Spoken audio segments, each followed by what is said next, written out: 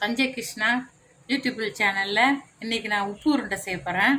அதுக்கு தேவையான அளவு அரிசி வந்து ஒரு காப்பி இட்லி அரிசி ஊற வச்சுட்டேன். ஒரு 2 மணி நேரம் ஊறணும். அதுக்கப்புறம் வந்து ஒரு காப்படிக்கு 2 தேங்காய் போடலாம், அப்போ தான் நல்லாயிருக்கும். அதை குறன்னு தான் அரைக்கணும். முட்டை அரைக்குள்ளே காட்டுறேன்.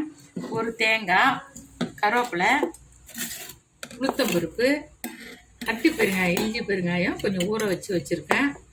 இது வந்து மிளகா, இது வந்து கிள்ளி போட்டு தான் நான் தாளிக்கணும். அது வந்து பிள்ளைங்கெல்லாம் எடுத்து போட்டுருதில்ல, அதனால நான் இந்த அரிசி கூடயே அரைக்க போகிறேன். இந்த மிளகா, தேங்காய், அரிசி இது 3த்தையும் வந்து கொஞ்சம் குறன்னு அரைச்சின்னு வர போகிறோம். இப்போ அரிசி அரைக்க போகிறோம். தண்ணி இருந்தால் பரவாயில்ல, நம்ம வந்து வானலை வச்சு கிண்ட தானே போகிறோம், அதனால கரெக்டாக இருக்கும்.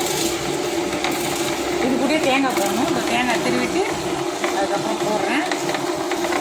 மிளகா வந்து உங்களுக்கு ஒயிட்டாக ஒன்றுனா மிளகா கிள்ளி போட்டுருங்க. இது கொஞ்சம் கலராக இருக்கும், அவ்வளோ. ஆனால் டேஸ்ட்டாக இருக்கும். பிள்ளைங்களுக்கு இந்த மழை நாளில் செஞ்சு கொடுக்கலாம். அப்படி கொஞ்சம் தேவையான அளவு உப்பு, தேங்காய் கொஞ்சம் குறன்னு அரைக்கணும். தேங்காய் திரும்பி போடணும். கொஞ்சம் நல்லாயிருக்கும் டேஸ்ட்டாக, நல்லா குறன்னு. இது ரொம்ப ஈஸி தான் செய்யறதுக்கு. நீங்கள் மாவு அரைக்கக்குள்ளே அதை செய்யலாம். பெருங்காயத்தூள், எல்ஜி பெருங்காயம் அதை ஊற வச்சுருக்கேன். இந்த தண்ணி அப்படியே ஊற்றணும், எல்லாம் மிக்ஸ் ஆகிடும்.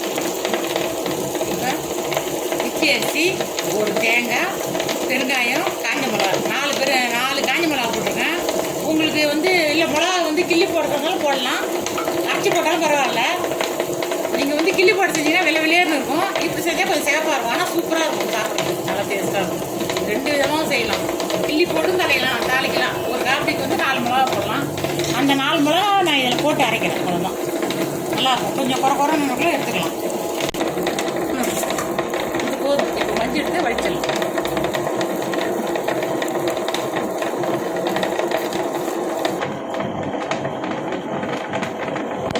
இப்போ வந்து இதில் ஒரு தேங்காய், இட்லி அரிசி ஒரு காப்பி, 4 காஞ்ச மிளகா, பெருங்காயம், எல்ஜி பெருங்காயம், காஞ்ச மிளகா 4 தான் போட்டுருக்கேன். நீங்கள் ஒரு காரம் தந்தாலும் போட்டுருங்க, இல்லை கிள்ளி போட்டு தாளிக்கலாம். அடுப்பத்தை வச்சு வானலை வச்சாச்சு. தேவையான அளவு கொஞ்சமாக எண்ணெய் ஊற்றிக்கணும்.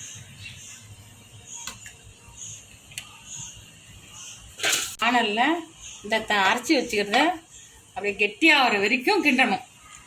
கொஞ்சம் நல்லா தீ வச்சுட்டு திருப்பி கொஞ்சம் மீடியம் சைஸில் வச்சுக்க வேண்டியது தான், மீடியமாக. இப்போ இது கொஞ்சோண்டு ஜீரகம் தாளிச்சுக்கணும். சும்மா ஒரு 4 இவ்வளோதான் போதும். ஜீரகம் இந்த அளவு ஜீரகம் போட்டால் போதும். இந்த ஜீரகத்தை அப்படியே தாளிச்சு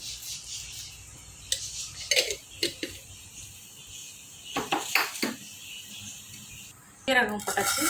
அடுத்தது உளுத்தம்பருப்பும் போட்டு செய்யலாம். இது கூட இதே அளவுக்கு கடலைப்பருப்பு போடுறவங்களும் உங்களுக்கு பிடிச்சவங்களும் போட்டுங்க. இதில் காஞ்ச மிளகா இந்த சமயத்தில் ஒரு 4 காஞ்ச மிளகா தாளிக்கலாம். நான் அதனால் வந்து அரிசியிலே போட்டு அரைச்சிட்டேன். பசங்க வந்து எடுத்து போடாமல் இருக்கும், அதுக்காக தான் நான் அதிலே அரைச்சிட்டேன். கடலைப்பருப்பு போட்டால் கொஞ்சம் 4 போட்டுக்கலாம். நான் வெறும் உளுத்தம்பருப்பு செய்கிறேன். இதுவும் நல்லா தான் இருக்கும். கடலைப்பருப்பு கூட போடுறவங்க போட்டுங்க. அது கொஞ்சம் இதாக இருக்கும், கடுக்கு நிறைய கிடைக்காது, நல்லா வாசனையாக இருக்கும். இது செவந்து வந்தோடனே மாவு அப்படியே அரைச்சி வச்சுக்கிற மாவை வந்து இதில் ஊற்றி கிண்டணும். அந்த கொஞ்சம் கெட்டியாக வரைக்கும் கிண்டணும். கடைசியாக ஒரு 2 டீஸ்பூன் நெய் ஊற்றிக்கலாம். வெண்ணெய் இருக்குங்க, 2 ஸ்பூன் வெண்ணெய் போட்டுக்கலாம். இப்போ கொத்தமல்லி, இப்போ கருவேப்பிலை போடுறேன். நல்லா கழுவி இது பண்ணி வச்சுக்கிறேன். இந்த அளவு என்ன போதும். இப்போ நான் ஊற்றிக்கிறேன். இது வந்து கெட்டியாகிற வரைக்கும் நம்ம செஞ்சுக்கிட்டே இருக்கோம். இதை வந்து நல்லா அடி பிடிக்காமல் நல்லா கிண்டிக்கிட்டு இருக்கணும். நல்லா கிண்டினா நல்லா கெட்டியாகிடும்.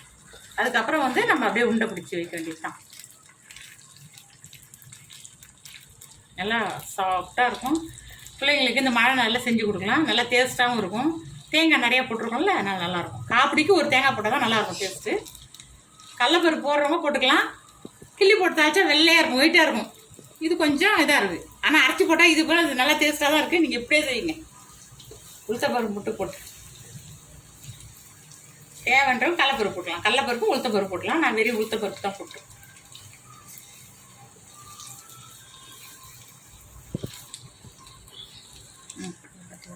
ஆனால் நல்லா கிண்டி கிண்டி விடணும், அடி பிடிக்காம. பாருங்க கொஞ்சம் நல்லா வந்துட்டு பாருங்க, இன்னும் கொஞ்சம் வேகணும்.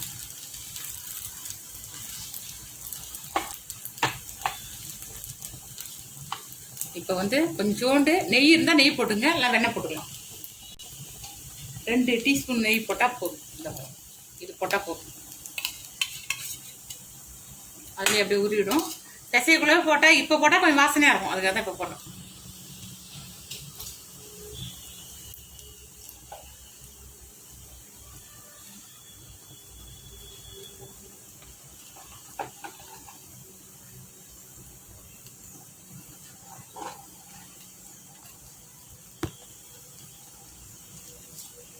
நல்லா வெந்துட்டு பாருங்க. இப்போ நம்ம பிடிக்கலாம்.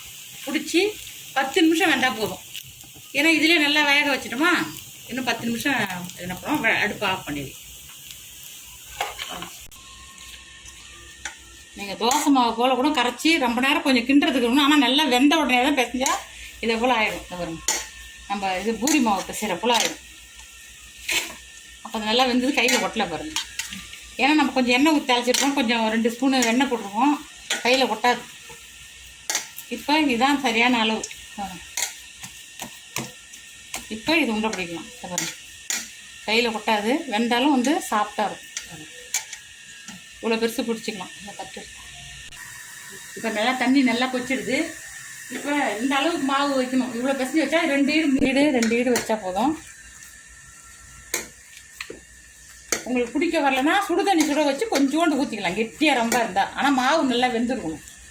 உங்களுக்கு ரொம்ப கெட்டியாக இருக்குது, இந்த பதம் வரலன்னா கொஞ்சோண்டு சுடு தண்ணி ஒரு 1/2 டம்ளர் அளவுக்கு சுடு தண்ணி கொதிக்க வச்சு இந்தமாரி ஆகும். நம்ம பூரி மாவு பிசைகிற போலே. ஆனால் தண்ணியாக நீங்கள் தோசை மாவு எப்படி இருக்கும் அதே போல் அரைச்சி தாளிச்சா தான் உங்களுக்கு கரெக்டாக இந்த பதம் வரும். மாவு வந்து அதிலே வெந்துடும். அப்போ தான் சூப்பராக சாஃப்டாக இருக்கும். இப்போ இந்த அளவு நம்ம இப்போ வந்து துணியில் அப்படியே வச்சிடலாம். அடுப்பில் வச்சு தண்ணி காஞ்சிடுது இட்லி குண்டானில், அதனால் அப்படியே வைக்கிறேன். நீங்கள் வந்து பிடிச்சும் வச்சுக்கலாம், தட்டில் எதனா வச்சு டக்கு டக்குன்னு எடுத்து வச்சுக்கலாம். இதுலேயும் பிடிச்சிக்கலாம், கொஞ்சம் பெருசு பெருசாக கூட பிடிச்சிக்கலாம். ஏன்னா மாவு நல்லா வெந்துடுது இல்லை.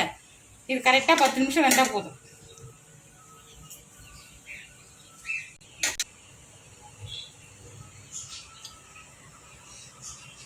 இது போல் உருண்டையாகவும் பிடிச்சிக்கலாம், குட்டி குட்டி உருண்டையாக வெந்துடும். இது நல்லா மாவு வெந்ததுனால நீங்கள் உருண்டையாகவும் பிடிச்சிக்கலாம், இப்படியும் பிடிக்கலாம்.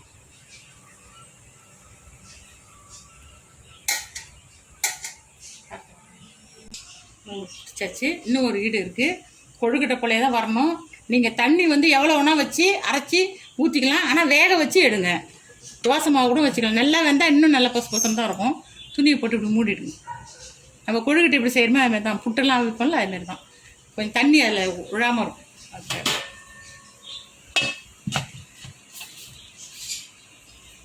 1 டம்ளர் போட்டு செஞ்சாலும் பரவாயில்ல. நான் காப்பி செஞ்சேன், கொஞ்சம் நிறையா இது பாருங்கள். இது வந்து நீங்கள் வந்து 4 பேர் இருந்தீங்கன்னா 1 டம்ளர் போட்டால் போதும். உங்கள் 4 பேர் இருந்தால் இதால் 1 டம்ளர் போட்டால் போதும். அரை மணி தேங்காய் போட்டுக்குங்க.